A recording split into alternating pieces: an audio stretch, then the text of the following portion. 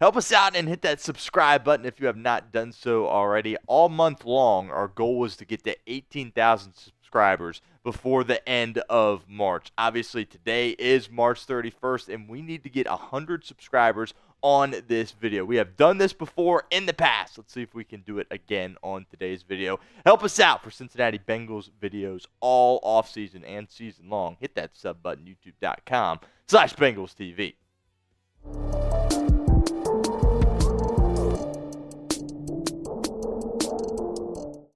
What's going on, Bengals fans? Stone Shields on hand for another edition of Bengals Breakdown. And coming up on today's show, we're going to be breaking down some comments that Zac Taylor made. All the NFL coaches are down in Florida meeting with different members of the media. A lot of the local people that cover Cincinnati are down there talking with Zac Taylor. And we've got some good news and some bad news that has kind of come out of the conversations that Taylor has had with the Cincinnati media. We're going to be breaking that down here on today's show. We're going to go back and forth here with some bad news and then good news, and we'll kind of work our way through today's show. First up, on the bad news side, no guard help until the draft. It doesn't seem like Zac Taylor, the Cincinnati Bengals, Duke Tobin have any interest in bringing in another veteran guard before the draft. That's going to be something that they tackle during the NFL draft. Taylor said, right now at guard, we will get to the draft and then evaluate where we are at from there. And I do want to preface this and say, hey, I'm not surprised by this whatsoever. I think that signing of Lucas Patrick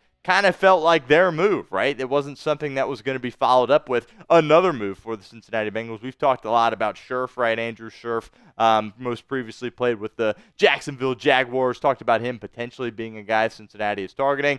He hasn't signed anywhere yet. And, there's been some rumors that maybe he might just call it a career and retire from the National Football League. But regardless, doesn't look like Cincinnati's going to add to that room before the draft. Obviously puts a lot of pressure on Cincinnati to hit this draft, particularly at that offensive line spot, and knock it out of the park. Because as things sit right now, you got Cordell Volson at that left guard spot and Cody Ford at that right guard spot. If you roll those guys out there week 1 in 2025, I know I don't feel good about that. I know a lot of you guys don't feel good about that either. Cincinnati has to find somebody that is competent and can play the interior offensive line in this draft here in 2025 with one of the current 6 picks that they currently possess.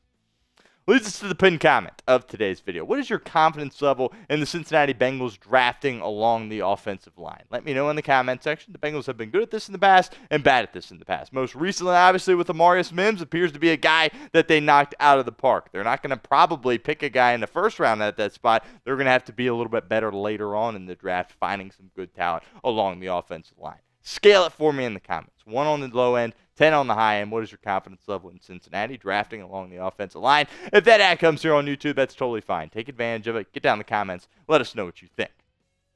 All right, some good news. Zac Taylor said Dax Hill is doing well. Dax Hill really was primed for a breakout season. He started out really, really strong before ultimately suffering a knee injury that cost him the 2024 season, a lot of the 2024 season. I think you can expect Hill to fit in at that nickel spot. You saw him play a lot of slot corner when he was out there to start the season. Mike Hilton, his future's still up in the air. I would be surprised. I would be borderline shocked if Mike Hilton is back with the Cincinnati Bengals. You kind of saw him put that tweet out there as free agency was beginning, kind of a farewell type tweet, it felt like, and obviously he has not signed anywhere. So there is still a possibility that he could come back, but I think the Bengals and Zac Taylor more specifically feel really good about Dax Hill playing at that nickel spot. Good to hear him doing well. He didn't put a timetable, by the way, on Dax Hill, which doesn't surprise me at all, but hopefully Hill will be back and ready to be a major contributor for Al Golden's defense in 2025.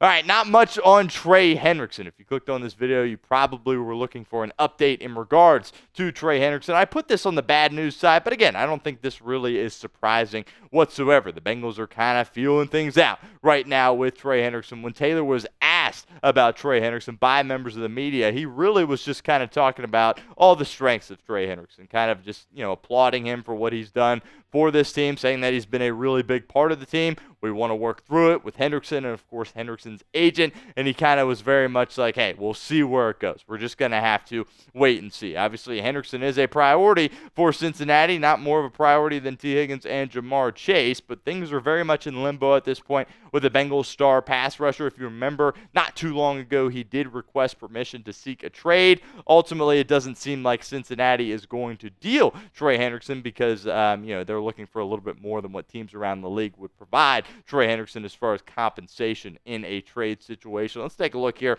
at the highest paid edge rushers in the National Football League. Hendrickson finds himself on this list, but he's certainly looking to skyrocket up this list. Danielle Hunter most recently signed a one-year extension that's going to pay him a lot of money, and they're about the same age, Hendrickson and Hunter, and the production for Hendrickson is significantly higher. So that, to me, is kind of the bare minimum that Hendrickson is looking to meet as far as what his contract extension would look like with the Cincinnati Bengals. Very much a wait-and-see type thing. This isn't a situation where he is a free agent. He is under contract next season, so ultimately Cincinnati could move on and say, hey, you're going to have to play out this contract here, and nothing gets done, and ultimately Trey Hendrickson probably walks after the 2025 season, but we'll see. No progress on a Trey Hendrickson deal at this point.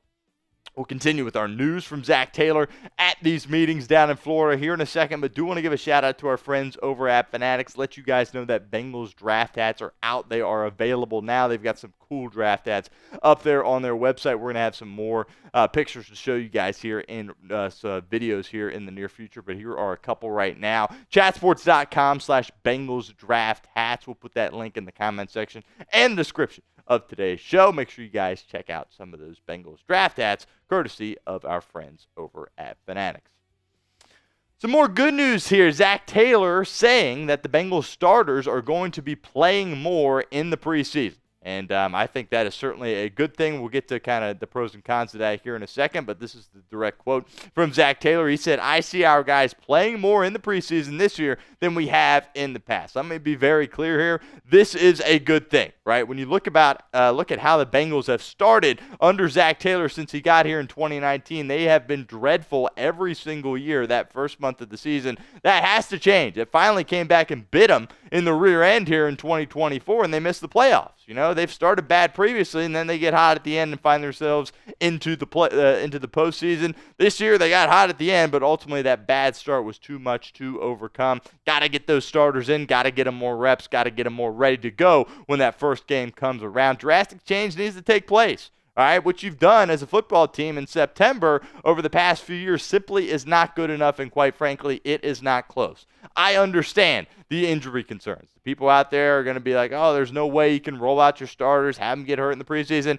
Well, you also can't go out there and just lose multiple games to start your season in September and just dig yourself out a massive hole, all right? So I get the concerns with the injuries, but at the end of the day, it's football. You got to go out there, you got to play, you got to be ready to go in week one. I'm not saying you run your guys and play them the whole game, no, but you played one series with your starters last season. It's got to be more than that. They got to be able to go out there, and really, I'm not even talking necessarily about the guys offensively, but that defense, how bad was tackling last year? You got to get your starters out there and let them practice getting guys on the ground, because that really was a weak point of your football team last season.